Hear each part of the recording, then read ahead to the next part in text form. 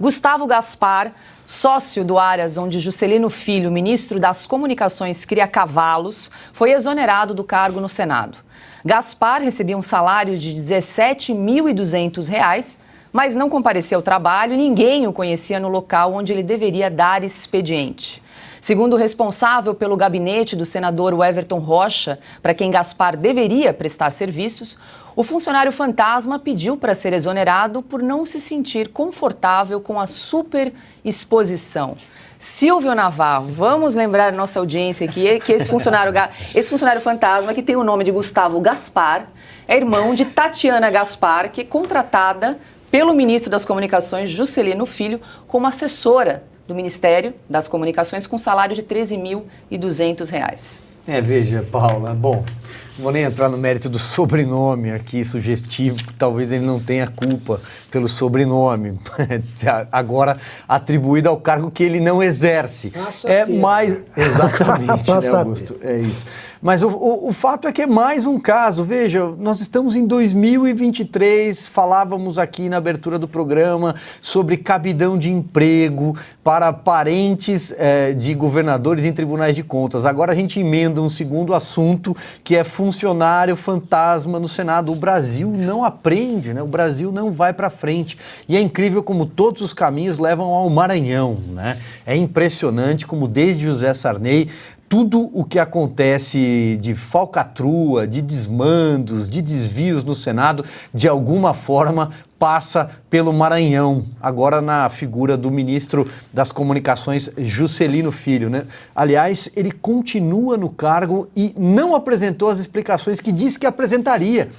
Só falou que foi um erro processual, né? Um erro da FAB por ter pego uma carona num jatinho para ir visitar o tal Aras de cavalos, o leilão de cavalos, mas ele não apresentou formalmente as desculpas. E está chegando o final do mês, data em que a Comissão de Ética da Presidência vai analisar o caso dele. Por que eu estou dizendo isso? Importante a gente lembrar que a gente trouxe aqui no Oeste Sem Filtro a informação de que ele seria mantido no cargo pelo Lula com a condição de conseguir algumas retiradas de assinatura da CPI do 8 de janeiro. E não conseguiu. Tanto que nós vamos noticiar ao longo do programa que o número de assinaturas cresceu. Ou seja, Juscelino deve estar realmente de saída agora, viu, Paulo? Cris, o que você achou aí da justificativa do Gustavo Gaspar, sócio do Aras, onde o Juscelino Filho cria os cavalos? Ele disse que pediu exoneração, pediu para deixar o cargo no Senado, porque ele não se sentiu confortável com a superexposição. Você vê que até fantasma gosta de ficar escondidinho mesmo, né? Fantasma não gosta de superexposição porque é constrangedor. Será que a irmã dele também acha constrangedor ser contratada do Juscelino Filho? Porque, veja, a gente falava de nepotismo, como disse o Silvio, né? É o sócio do ministro Juscelino Gaspar, que ele está contratado num gabinete, nunca apareceu para trabalhar e ficou constrangido que a imprensa descobriu que ele não aparecia para trabalhar e pediu para ser exonerado. A irmã dele, que acho que aparece para trabalhar, porque continua lá, é funcionária do próprio Ministério das Comunicações, funcionária do Juscelino Filho. Então, é muita amizade, né? O amor venceu. Eu acho que é por isso que eles falam que o amor venceu. É muita amizade ali, por isso há tantas nomeações.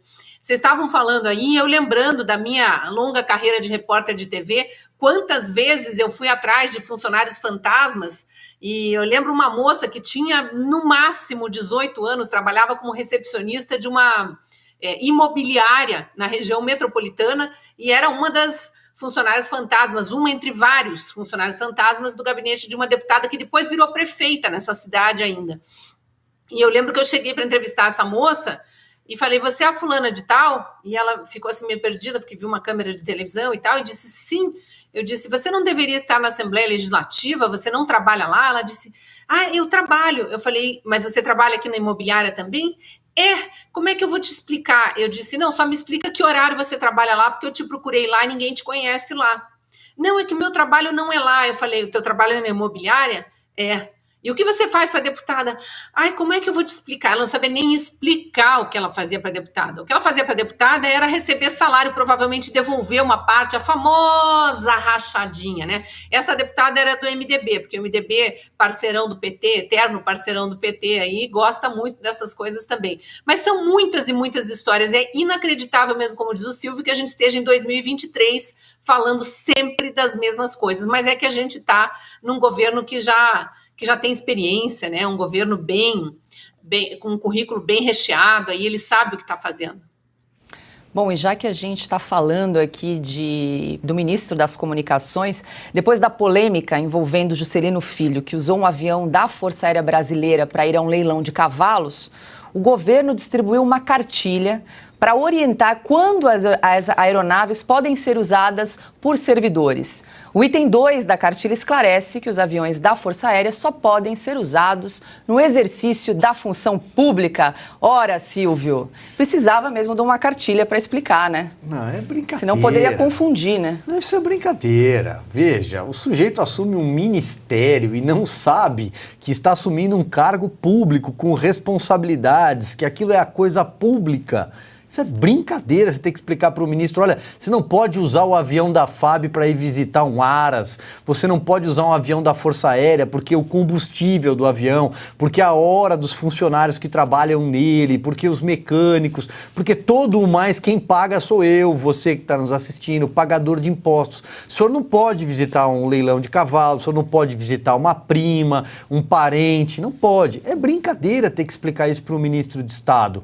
Mas é o reflexo do nível do ministério desse governo, que tem alguns possíveis frequentadores das páginas policiais e outros que brincam com o dinheiro público. E a lista é grande, viu, Paula? São 37, fora os cargos em segundo escalão que estão sendo distribuídos agora. Pode se preparar. Vocês que estão assistindo vão receber muitas notícias parecidas com essas. Pode não ser o da FAB, que agora eles aprenderam, ou não. Pode ser carro, agora barco, eles vão ter que explicar tudo. Olha, você não pode levar para sua casa a cadeira do ministério, né? É o que dá quando alguém assume um governo achando que esse governo é dele, é propriedade dele. E é isso é o esporte favorito do PT. E aí, Augusto, a cartilha esclareceu? Ah, sim. Por exemplo, se você tem que explicar para o pessoal que ele não pode pegar a mesa em que ele trabalha e levar para casa, que ele não pode pegar o funcionário que serve o almoço para ele e levar para fazer churrasco para os amigos. Precisa explicar.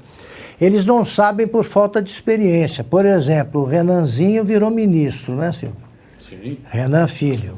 O pai dele, nosso campeão brasileiro de processo aí no Supremo, Renan, ele conseguiu usar esses aviões, voar por conta da gente, para fazer implante de cabelo ou em Salvador ou no Recife, eu não me lembro onde. Ele ia lá, naquele fio por fio. Não deu certo, mas ele tentou. Então o Renanzinho, ele pode a qualquer momento seguir o exemplo do pai. Precisa explicar. Eu me lembro, nós vamos falar dele daqui a pouco, mas eu não resisto. Eu me lembro que o Sérgio Cabral, quando pegaram mais um escândalo, ele ainda era governador, ele soltou um documento, né, orientando o pessoal para evitar a corrupção. Era um mestre, né? Eu sabia tudo. Aí ele soltou, como se eles ignorassem essas regras. E o Maranhão está caprichando na autoflagelação, né? Isso é uma coisa grave, é masoquismo total. Eles me saltam, se livram do Sarney, que conseguiu roubar, anexar ao seu patrimônio, melhor dizendo, um convento, ganhou por isso na Operação Boi Barrica da Polícia Federal, que o Estadão foi proibido de noticiar o que acontecia na operação, ele ganhou o apelido de Madre Superiora. Então, os nossos agentes da Polícia Federal também são criativos, em matéria de denominações. Magro Velho era o Edson Lobão. O Sarney sempre cuidou de nomear juízes de segunda e terceira instância e ministro de Minas e Energia. Eu não sei o que ele fazia no Ministério de Minas e Energia, mas eu sei o que ele fez com os juízes. Eram chamados os juízes do Sarney.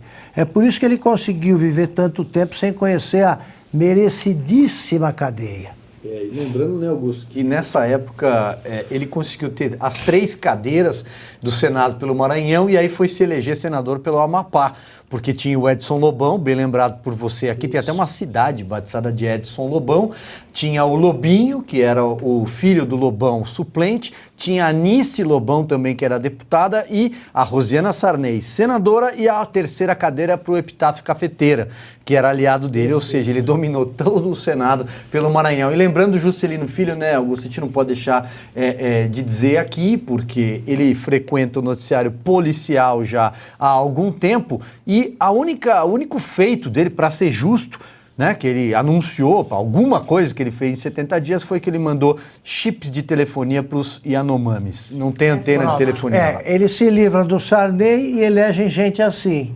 Né? Não nos esqueçamos do ministro da Justiça, que foi o que os maranhenses elegeram. Né? Tem eleitorado que não faz isso, mas a maioria dos eleitores elegeu como sucessor do Sarney para salvar o Maranhão o Flávio Dino. Não dá.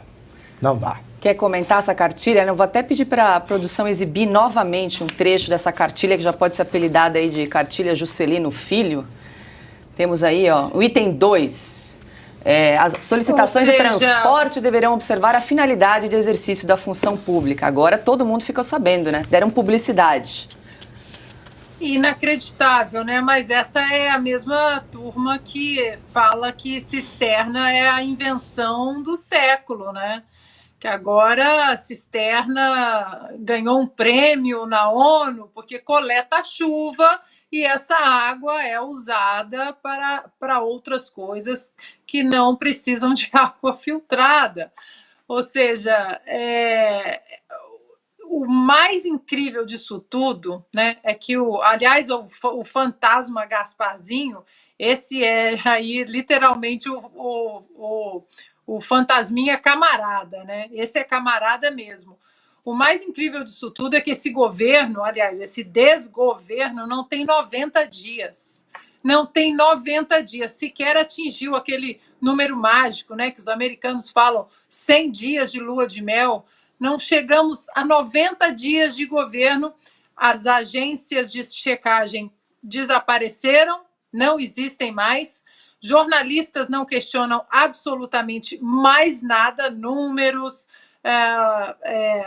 avião da FAB para baixo para cima, exposição de cavalo, estradas, né, na frente da fazenda, ministra do turismo aí com relações nada republicanas com milicianos e ninguém questiona absolutamente nada. Eu vou deixar aqui uma sugestão, né, para a nossa produção, para a Revista Oeste. Nós deveríamos ter um quadro, fato checado hoje, porque o Lula, o Haddad, a Marina, qualquer um desses asseclas, eles vão para as redes sociais, eles vão para as coletivas e eles falam como se ninguém fosse checar, porque, na verdade, ninguém checa. A imprensa carcomida está de joelhos. Então, vou deixar aqui uma sugestão para todo dia a gente ter um quadro Agência de Checagem Sem Filtro, o que eles falaram e o que realmente está acontecendo. Paula, posso fazer um esclarecimento? Claro. A gente vive dizendo aqui, quando pega o mentiroso, né, contando mais uma, a gente convida para entrevistas, né? Para ser entrevistado aqui pelo programa. É verdade isso. Então a gente tem de formalizar o convite. Vamos mandar o convite. Olha aqui, está convidado para uma entrevista ao programa Oeste Sem Filtro para esclarecer tal e tal coisa. Podemos começar com o ministro Juscelino Filho, ministro das Comunicações. E aí nós damos mostramos para vocês o convite e o que eles vão responder.